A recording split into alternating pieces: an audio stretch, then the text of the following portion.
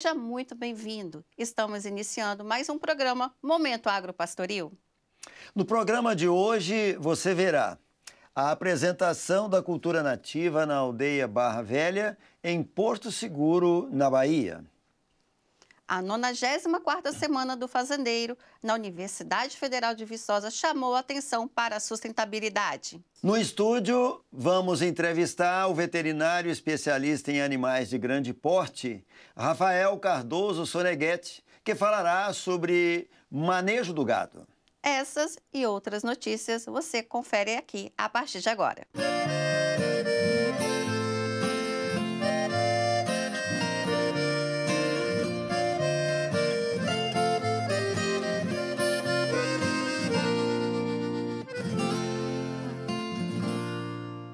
Em Porto Seguro, na Bahia, a escola indígena Pataxó Barra Velha resgatou a língua Pachorrã, acrescentando na grade pedagógica. Eu estive no local e tive a oportunidade de visitar a escola. Confira a matéria. A Escola Indígena Pataxó em Barra Velha, Bahia, é uma instituição educativa que atende a comunidade indígena, promovendo a valorização da cultura e da língua desse povo. Quem nos conta um pouco sobre a fundação da escola é o vice-diretor Ipuí Souza Nascimento. A Escola Indígena Pataxó de Barra Velha, ela surgiu na década de 70, com a vinda da FUNAI. A FUNAI ela veio na década de 70 após a demarcação da terra indígena Barra Velha. E aí a FUNAI ela trouxe a primeira escola indígena, que foi professores que vieram lá de Governador Valadares dar aula para os indígenas aqui. E aí na década de 70, quando vieram alguns professores não indígenas, também eles viram a necessidade de ter professores também indígenas para ensinar a cultura, o fortalecimento da língua principalmente, porque com o processo de colonização, por vezes, os indígenas, os Pataxó, deixaram de praticar a sua língua, né, o dialeto indígena. E aí alguns indígenas também sabiam falar, e aí trouxe para a escola como um mecanismo de resgate cultural. Com base na reafirmação da etnia Pataxó, a Escola Indígena Barra Velha é modelo para demais escolas indígenas no estado da Bahia e do Brasil, principalmente pelo resgate da língua-mãe, o Pachorrã. A língua Pachorrã ela surgiu através da demanda das próprias comunidades e implementou isso na grade curricular do município. Então ela faz parte hoje da grade curricular e ela é uma disciplina como outra, só que com a ênfase maior no fortalecimento da cultura. Hoje a criancinha que entra para dentro da escola, ela já começa a conhecer, a falar a sua língua, para que quando ela chega ao ensino médio, ela consiga aí já estar falando a sua língua por inteiro, né? Fluentemente. Hoje é interessante, por exemplo, tudo que o aluno indígena ele entra na escola, para ele ir ao banheiro, ele fala na língua, para ele pedir licença, ele fala runcheká, e quando ele fala que quer ir no banheiro, ele fala arnanto, querer, tchuki, watuning, que aí eu quero ir no banheiro, com licença. Então, essas metodologias de ensino, ela fortalece a afirmação do processo cultural do povo, né? Então, a criança chega aqui, não chega com a língua mãe sendo o Pachorrã, chega com a língua mãe português. Então, aí, aqui na escola, ela aprende a língua mãe e ela muda a língua mãe praticamente, né? Ela sai da língua mãe portuguesa e aprende o idioma Pachorrã, que é a língua original da tribo. Porque assim, os pais em si, eles sabem falar algumas palavras, só que por conta do processo cultural de colonização que veio, eles deixaram de praticar em casa. Então agora a escola tem um papel fundamental, que é de revitalizar, porque está adormecido, que a gente fala, que todo Pataxó ele sabe falar a sua língua, porém adormecido em casa. Então o aluno vem, ele conhece as palavras e agora ele já tem a oportunidade de dialogar com seu pai em casa, que por vezes eles já sabem essa língua. Então, nesse sentido, ele consegue fortalecer na escola e ele consegue praticar em casa. Com a formação dos alunos indígenas do ensino fundamental até o ensino médio, novas perspectivas surgiram com o ingresso de muitos alunos nas universidades, mudando de forma significativa o quadro de professores da escola e a realidade da aldeia Barra Velha. Hoje nós temos vários alunos nossos que estão na universidade. Então hoje nós temos alunos indígenas que recém-formados, que estão na Universidade Federal do Sul da Bahia, que estão na UFBA, na UFMG. Então na verdade a escola é um espaço de vários frutos de alunos que através do fortalecimento cultural também tem como missão formar lá fora e dar o seu retorno para a comunidade. Hoje em dia a gente já tem enfermeiro formado que está dentro da saúde indígena. Nós temos advogado formado que estudou nessa escola, foi para a universidade, mas também teve o retorno. Eles voltaram para atuar em prol do seu povo, né? Então a escola tem uma missão muito importante, um papel social, cultural muito importante para o povo Pataxó especificamente, né, que é o nosso povo. E uma coisa que eu achei interessante, que você me falou que as crianças estudaram aqui, foram para a faculdade e voltaram. Não permaneceram lá, voltaram. Isso. Tem alguma coisa específica que fez com que eles voltassem à origem? É porque quando o indígena, o estudante indígena, ele vai para a universidade, ele assina um termo com sua comunidade. Ele precisa se identificar como indígena na universidade, mas ele tem um termo que ele fala que ele vai estudar, ele vai dar o retorno para a sua comunidade. Como, por exemplo, 99% dos nossos professores são graduados, pós-graduados e até mestrandos, que eles foram para a universidade e aí eles teve possibilidade de continuar outros projetos na universidade, mas eles tiveram essa responsabilidade de voltar e estar atuando na escola. Eles não se perderam na universidade de ir para outros lugares, mas eles tiveram porque como a comunidade depende desse conhecimento, né? Hoje é até didático, a metodologia intercultural, ela depende disso, que o aluno ele aprende melhor quando ele lidar com a aprendizagem justamente dentro do seu convívio social.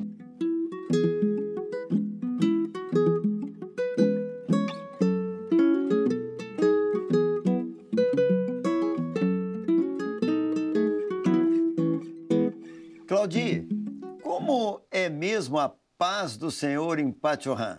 João, é muito simples. Ien Uecanã Tchosseratan. Não é muito simples não, Claudir. É sim. É bonito. Agora nós vamos falar de um grande evento. Aconteceu a 94ª Semana do Fazendeiro na Universidade Federal de Viçosa. A sustentabilidade foi um dos enfoques desta edição. Veja a seguir. O maior evento de extensão universitária de toda a América Latina, que foi iniciado em 1926, 3 anos após a criação da nossa universidade. E esse é um grande diferencial da nossa instituição. A qualidade da UFV remonta desde a época da sua criação, quando nos baseamos na indissociabilidade entre ensino, pesquisa e extensão e, mais recentemente, inovação tecnológica, que faz toda a diferença na qualidade de tudo que a nossa universidade faz. Após mais de 90 anos, a tradicional Semana do Fazendeiro continua sendo um sucesso em prol do conhecimento e do meio ambiente. A edição de 2024 aconteceu no final de setembro e contou com uma participação significativa de produtores rurais de todo o Brasil e da América Latina. O evento permite que os conhecimentos gerados no ambiente da universidade sejam disseminados para toda a sociedade, incluindo as crianças. A inserção da universidade junto à sociedade para que haja uma transformação, especialmente e melhor uso dos nossos recursos naturais. E ao longo desta semana, os participantes tiveram acesso a uma série de cursos, palestras e oficinas voltadas para o desenvolvimento do setor agropecuário. A programação desse ano reforçou também os 15 anos do programa Carbono Zero, trazendo enfoque para a sustentabilidade. A Semana do Fazendeiro é um evento Carbono Zero e Lixo Zero. Estamos aqui no estande do programa Carbono Zero, que faz toda a contagem das nossas emissões e, posteriormente, fazemos uma plantio de florestas para fazer a mitigação do carbono emitido durante a Semana do Fazendeiro. Todo lixo, todo resíduo sólido gerado na Semana do Fazendeiro, ele é coletado, triado e destinado, a parte que é reciclável é destinada para associações de catadores.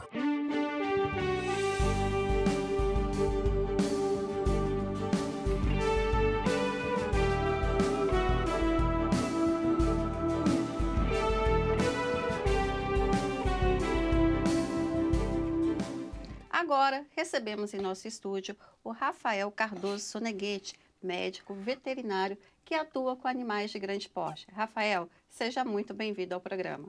Muito obrigado, agradeço o convite para estar aqui com vocês. Prazer, Rafael, tê-lo aqui conosco. E já entrando com uma pergunta para explorar a sua presença aqui conosco, qual a classificação do Brasil no ranking em relação ao mundo quanto ao rebanho bovino? Quanto ao rebanho bovino, o Brasil se encontra em primeiro lugar. Se nós formos juntar o rebanho bovino e o bubalino, aí nós perdemos para a Índia. A Índia fica em primeiro lugar e o Brasil em segundo, porque no censo de 2023, a Índia consta com 300 milhões de animais e o Brasil com 238,6 milhões de animais. Só que nessa contagem da Índia, nós temos os bubalinos integrados a este número. Quando nós retiramos os bubalinos da Índia, que é cerca de 100 milhões de cabeças, o Brasil passa para primeiro lugar. E aqui no Brasil, Rafael, qual é a raça predominante e onde está concentrado essa maior quantidade de gado? A raça predominante que nós temos é o Nelore, ou os animais nelorados, que a gente fala, que é a mistura da raça Nelore com alguma outra raça, né? E esse gado está concentrado principalmente na região do Mato Grosso, onde a gente tem cerca de quase 15% do rebanho nacional. Rafael, bem dito, o Brasil é o maior produtor de bovinos, incluindo búfalos, a Índia, né? Mas e o consumo da carne bovina? Qual é o país que mais consome a carne bovina? Hoje, o maior consumidor da carne bovina no mundo é os Estados Unidos, seguido da Austrália, e em terceiro lugar nós temos o Brasil. Ah, certo. O Brasil fica em terceiro lugar. Muito bem. Rafael, então estamos em terceiro lugar no consumo da carne. E em relação ao gado, qual é o maior rebanho? É o rebanho de corte ou é o rebanho de leite? Hoje, o maior rebanho é o de corte. Inclusive, como eu falei, o Nelore é uma raça muito presente hoje no rebanho brasileiro, né? Cerca de 80% do rebanho é formado por Nelores ou Nelorados, que a gente fala, né? Isso vai conforme o mercado também. O Brasil é um grande produtor de carne, então, por isso, nós temos aí o Nelore com tanta utilidade no nosso rebanho. Tá certo, Rafael. E, evidentemente, que o consumo, né, da carne bovina não depende muito da idade do animal, mas em termos comerciais, né, qual é a idade ideal para o abate do boi? Ou com que média de peso é o ideal sob o ponto de vista comercial? A média de idade é 3 anos e meio. Sim. Né? E o peso, nós falamos em arroba, né? Então, seriam 17 arrobas. Uma arroba são? 15 quilos. 15 quilos. Então, nós teríamos um animal de 255 quilos. Tá certo. Isso vai variar conforme, às vezes, a raça do animal. Por exemplo, como a gente falou aqui do Nelore, né? É um animal que é rústico, ele aguenta a questão climática que nós temos, mas é um animal que, comparado a um Angus, por exemplo, não vai ter uma deposição de carcaça tão grande. Sim. Nós temos também o outro fator, que seria a nutrição desse animal, que vai fazer diferença no tempo que ele vai demorar para chegar numa carcaça aceitável para ser abatido. O manejo do dia a dia também vai influenciar nisso. O bem-estar animal vai influenciar no tempo que esse animal vai levar para chegar naquele peso para poder ser abatido. Então depende de um planejamento do produtor, né? Ele precisa estar bem planejado para que o animal chegue nessa idade ideal sob o ponto de vista comercial. Exatamente. Tá certo. Ele precisa identificar todos esses fatores e aí, corrigindo às vezes alguns detalhes, ele consegue aumentar a sua produtividade e encurtar o tempo para que essa produtividade seja efetiva, né? Rafael, com respeito à seca, época de chuvas, existe relação de preço da arroba do boi relacionado a chuvas ou não? Com certeza. Nesse período de seca, nós temos uma diminuição do valor da carne, né? Então, na hora que o produtor vai vender esses animais, ele acaba adquirindo menos valor monetário. Só que quando começam as chuvas, ele começa, como eu falei, além de deixar de abater fêmeas e começar a abater machos, a qualidade da carne é outra. Sim. Então, ele começa a ter um valor agregado maior. Nós temos uma expectativa hoje de talvez o valor que nós tivemos no início da seca dobrar no período das chuvas. Se esclarecendo bem, na seca, por falta de capim, eles querem vender, aumenta a oferta, aumentando a oferta, vai cair o preço. Quando chove, o inverso. O pasto brota, é a brotação do capim, aumenta o capim, eles seguram o boi, diminui a oferta, aumenta. E chega a isso, a dobrar quase. Chega a dobrar. Tá certo. Rafael, com relação a outros rebanhos, existe uma relevância ou um ranking onde o Brasil está melhor situado? Temos sim. No caso, nós temos, por exemplo, os suínos, a produção de suínos hoje atinge o 4º lugar no mundo como produtor, né? E também como exportador. E nós temos também os frangos. A carne de frango hoje, nós somos o 2º maior produtor e o maior exportador do mundo. Olha.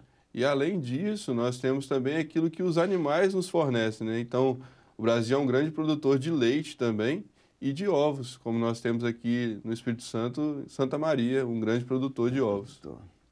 Tá certo. E Rafael, com respeito a enfermidades, vamos falar no lado ruim da criação, né?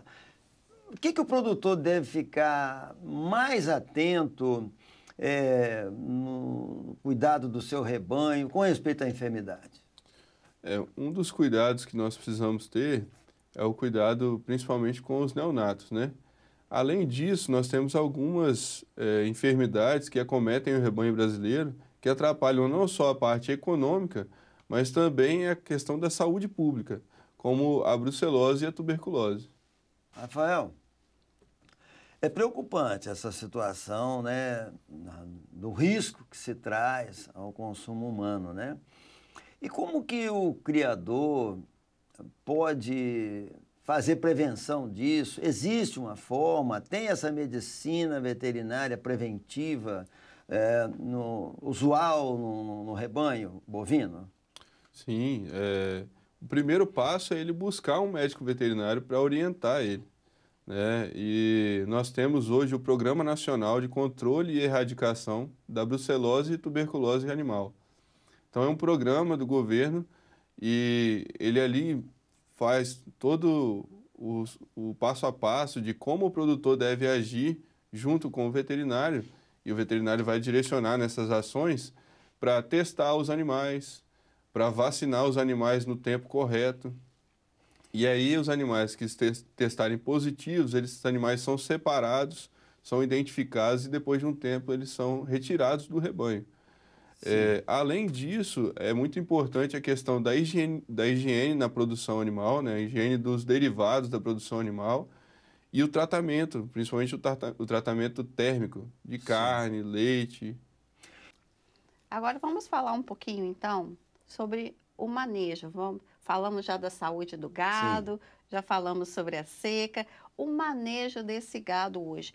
Hoje existem técnicas diferenciadas para ter uma engorda ali, que o boi tem um período que ele é o bezerro e depois ele tem uma idade que ele vai direto para a engorda. Tem uma diferença ali de manejo de pasto, de confinamento? Nós temos hoje alguns sistemas de manejo, né? Então, parte do sistema extensivo, que é o mais conhecido e hoje o mais utilizado no país, cerca de 90% dos produtores hoje usam o sistema extensivo, que é aquele sistema qual o animal fica solto ao pasto, né? Nós temos também o sistema semi-intensivo, que é esse animal, além de ficar boa parte do tempo solto no pasto, em parte do dia ele vem para um local de manejo, onde vai ser suplementada as questões de proteína, por exemplo, carboidratos, a questão mineral deste gado. E nós temos também o sistema intensivo, que é chamado às vezes de sistema de confinamento, né? É um sistema a qual muitas vezes você não tem nenhuma pastagem. A alimentação dos animais é oferecida nos coxos e o animal fica naquele ambiente confinado ali durante todo o tempo.